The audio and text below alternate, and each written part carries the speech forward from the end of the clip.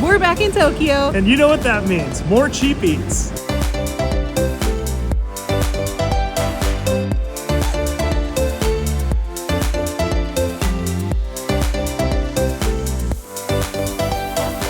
So we do our best to show you guys places that you haven't seen before, but we've had this spot on our list for about 3 years, so we're gonna tell you if it's worth the hype or not. This is age 3. So obviously the presentation is amazing, as is everything in Japan. We got 3 different kinds today. We went with the cheapest one, which is 100 yen for just whipped cream only, and that is like 70 cents. That's insane how cheap that is. We also went with a super stuffed full egg mayo and a creme brulee.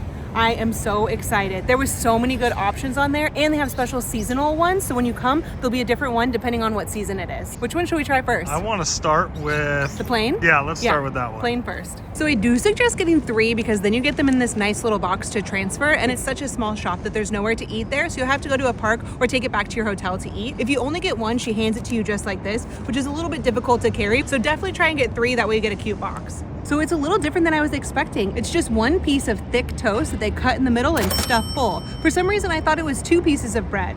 This is way cooler. It's like a little pocket sandwich. This is gonna be such a mess. I'm so glad you're taking the first bite. Can you just go dig in on that? Yeah. You gotta go right in the middle. I'm sorry. You have to. way. The internet wants you to go straight in the middle. Should I try and go the whole thing? Yes, please. All right. Oh, that was the weakest one. Oh, that's good. Whoa, it was actually a good bite. I didn't give you enough credit. Oh my God, the whipped cream is so good. So first of all, the whipped cream is amazing. It's slightly sweet, and you would think that it would be too much whipped cream, but it's definitely not. I could eat like an entire bowl of this whipped cream. The bread is deep fried, which gives it such a unique flavor.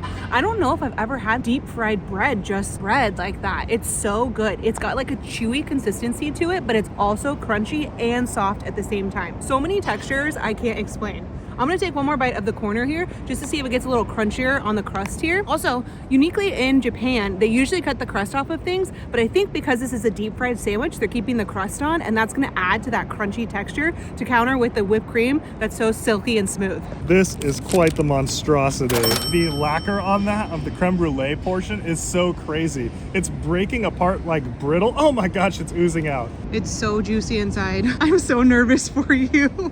Yeah, we probably should have eaten this one first because it's oozing, but all right, I'm gonna go with a quarter bite. I wanted to bite it like that, but there's just no way. It's so messy. Holy cow. That is incredible. First off, if you get the creme brulee one, make sure to eat it immediately because it is just oozing all over the place. Second of all, this is delicious. Totally worth the virality of this stand. The crispy caramel on top is incredible, like that burnt sugar. The bread is perfectly chewy, and there is like the most melt away custard. It's almost like melted ice cream, but it tastes like a marshmallow. It tastes like a campfire marshmallow in a sandwich. It's unlike anything I've ever had, and I can't believe we're here on one day that there isn't a line because there should always be a line at this place. We go to a lot of viral spots, and I think that this is probably my favorite one that we've been to, and I haven't even gotten to what I came for, the egg mayo sandwich. I'm gonna have another bite though. Worth the hype? Worth the hype 100%. God, it's so good. It's fire, dude. It's insane. So how does the bread stay crispy still? This is so ooey and gooey and wet from dripping everywhere, and the bread is still so crispy. It doesn't even need the creme brulee on top because that inside cream is so delicious. Man, this is great. This is better than any donut or sweet that you'll find in Japan. This is worth the hype. Wow. Wow. This is the one that we've been dying to try. Wow, this one is even more stuffed full. Every one we get has more filling in it. This egg mayo was so good, it inspired us to do an entire egg sandwich video. We take you to 5 restaurants serving the best egg sandwiches in Tokyo, which we'll show you next week. Subscribe so you don't miss it. This is our 3rd time in Tokyo, and this place has been on our radar every single time, and we just keep casting it off as like an Instagram thing or something that's just for the picture, but we're here to tell you that it slaps. It is fire.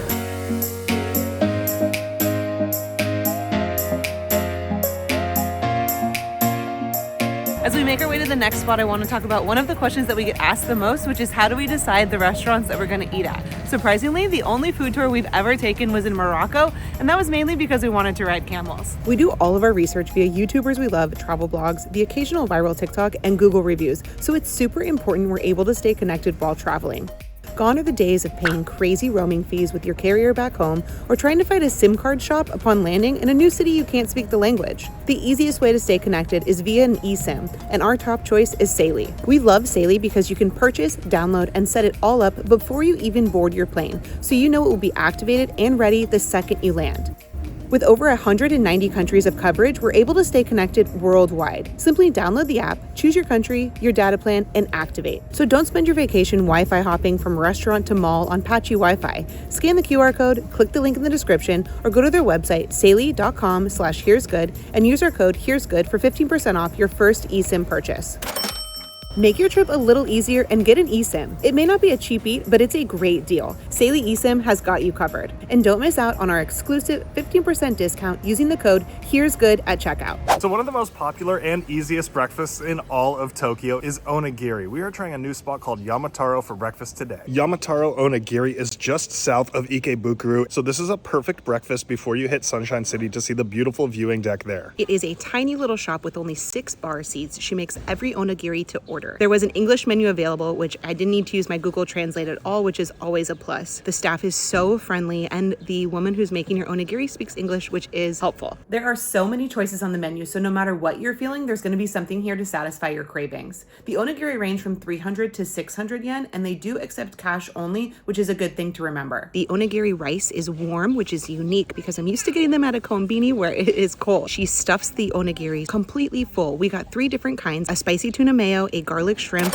and a kimchi pork. The thing that stands out to me is just how large these things are. It's so big.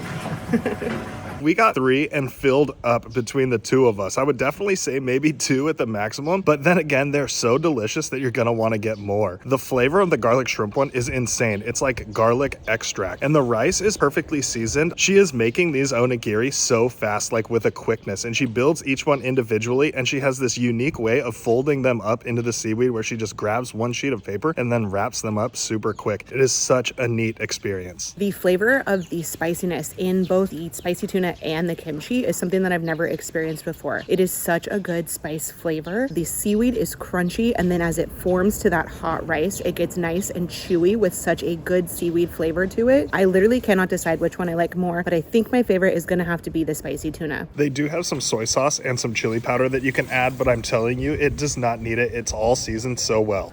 That was freaking amazing. I have never had an onigiri that good. Yeah. What an awesome hidden gem, like in the middle of nowhere in Tokyo. Make sure you come here. We are standing outside of Yellow in Ikebukuro. It is a relatively new spot, but it's quickly growing in popularity. So we've been here a couple times on the weekend, and there has always been a line. Luckily, we're here on a Monday, and there's nobody here. This place is really cool. It's like a modern French bistro inside, and the seats are really comfortable. There's plenty of seating for everyone. It's a pretty large restaurant by Japan standards. You scan the QR code and order everything online. He told us that there was 3 specialties. Toast cheese and double cheese.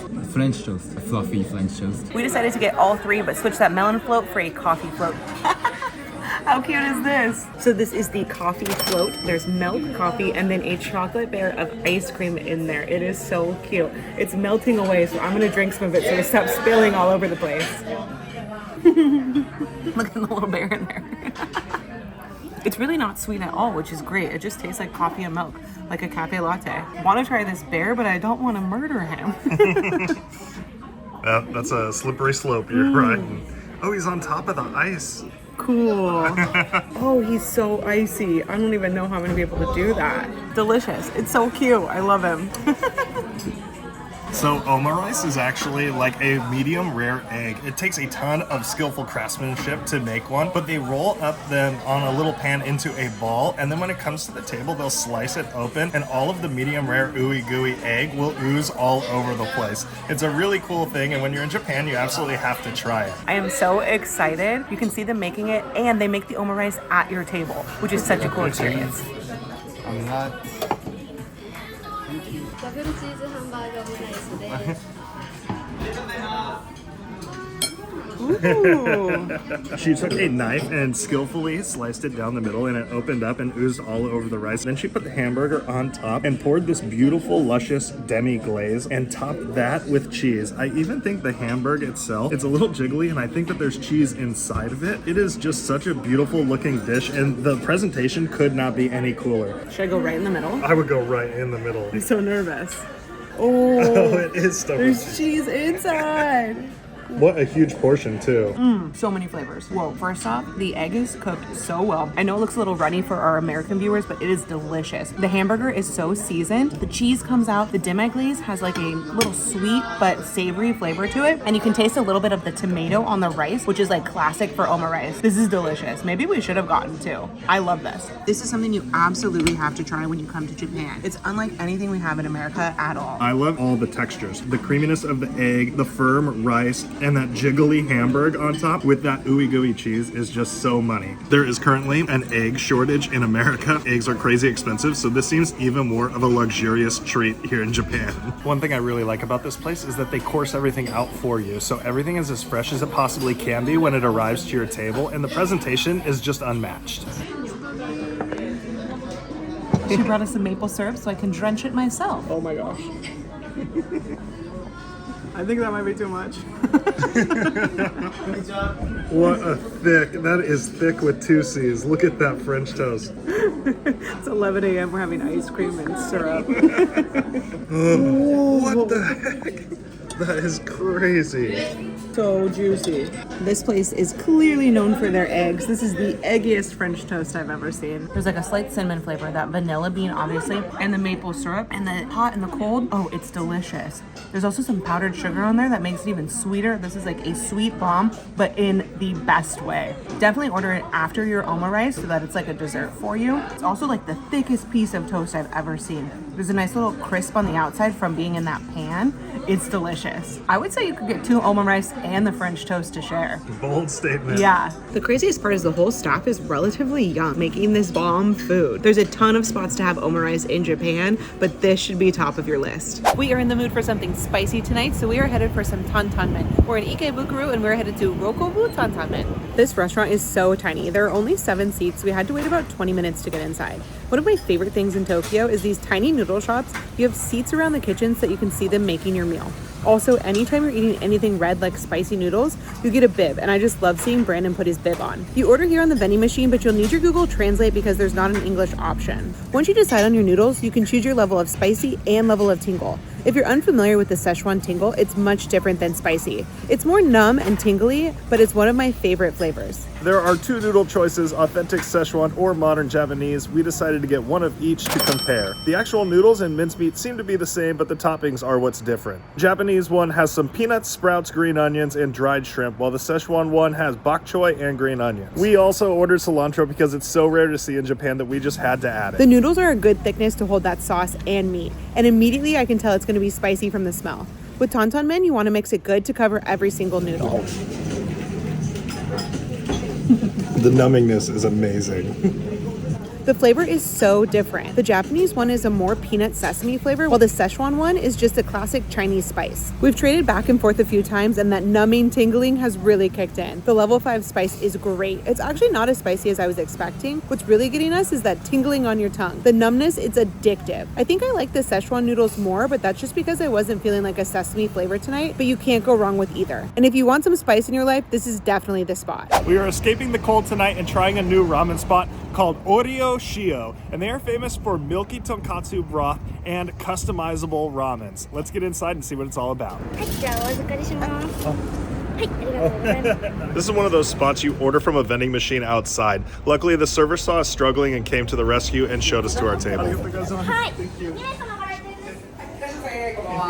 Brandon ordered a highball with the special ramen with karage on top, and I got the citron salt ramen with eggs. Mine is so rad. It comes with 2 huge pieces of fried chicken, another cut of that beautiful chashu, and both of these are only about 1,000 yen a piece, which is such a great deal. All right, I just want to go in with some of the tonkatsu broth. Oh, it is velvety and luxurious. She asked me what type I would like between spicy pork and chicken. I decided pork, and it definitely has a good pork flavor, almost like a bacon level fat. The thing is, it's not overly like fatty, it's lean and clean, but it is packed full with flavor. Oh, and one of the things that makes this place unique is all the toppings. One of these is kelp and one is like a dried fish. And then they have chili oil you can add. There's garlic and yuzu paste, which I think is what ALYSSA'S is flavored with. So that's one of the things that people like a lot about this place. They call it My Taste Ramen, so that you can completely customize it and make it how you like, which is one of my favorite things to do when I'm eating. There's little bits of yuzu, and then this is shredded white onion, which is so unique. The fried chicken's so good. So we got two different kinds. I got a spicy citrus, and it's a thinner broth. I got hard noodles, and the chashu looks amazing. The eggs cooked perfectly. It smells like lemon. There's like lemon peel on top, and there's some spicy flakes right on top of it. I can tell this is gonna be great. It's great. It's lemony, it's spicy. It's spicier than it looks because it looks pretty bland. It's insane. It's a flavor bomb. I usually don't like a clear ramen, and this one is amazing. The spice level on mine is great, but you guys know I love spicy, so I'm gonna add a little bit more of whatever they have on the table here. So Brandon and I traded, and I do like the broth of the spicy yuzu one better, but the karage in this one is so good. Even in that sauce, it's a little bit soggy, but the flavor is insane. I wanna get another order of it on the side. It's so good. We were just out drinking and decided to come and have ramen. What a win this place is. Definitely give it a shot when you're here. That's all for this Tokyo Cheap Eats video. We're spending the next 3 weeks in Japan, so make sure you subscribe and share with your travel buddies. We have a lot to share with you. And be sure to check out our Japan playlist for the best restaurants, reviews, and cheap eats this city has to offer.